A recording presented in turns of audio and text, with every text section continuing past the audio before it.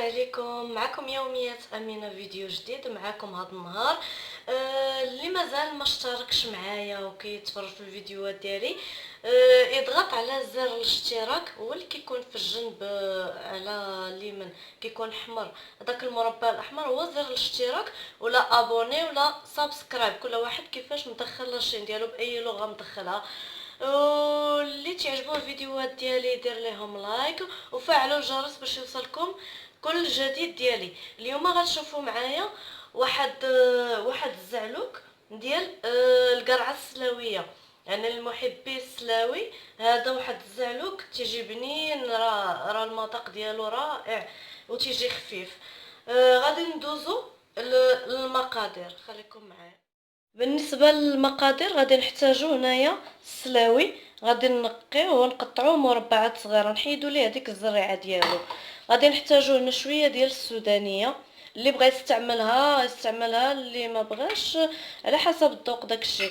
واحد نص حامضه مصيره نقطعوها صغيره، واحد المعلقه كبيره ديال مطيشه ديال الحك، غادي نستعملوا فيها القزبر ومعدنوس وشي 4 الفصوص ديال الثومه نعصروهم، 2 مطيشات محكوكين، الملحه، الكمون، التحميره، سكنجبير وهذا والخرقوم. وغادي نستعملوا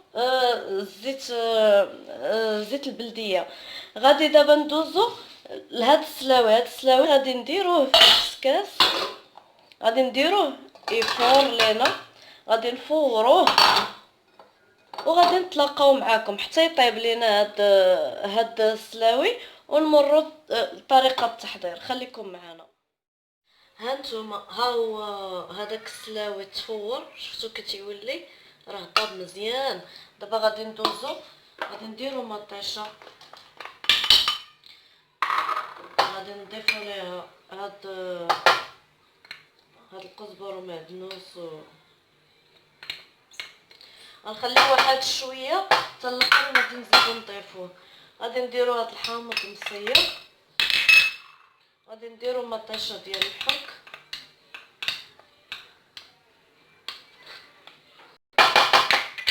غادي نضيفو السودانيه غير القياس، ما نكتروش ثاني الحار. غادي نديرو الخرقوم البلدي، غادي نديرو سكنجبير،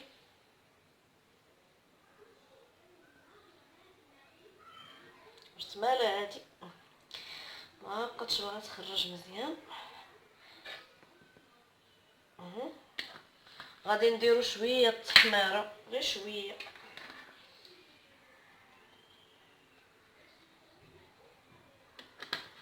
وشويه ديال الكمون،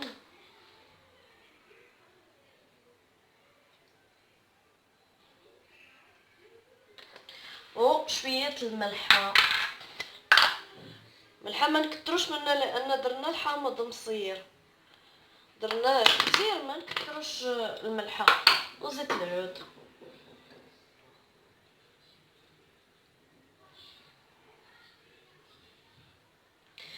غادي نديرهم فوق العافيه، غادي يبداو يغلاو شويه صافي، وغادي نزيدو عليهم هاد السلاوي، غادي نزيدو عليهم السلاوي حتى يطيب ونطلقاو.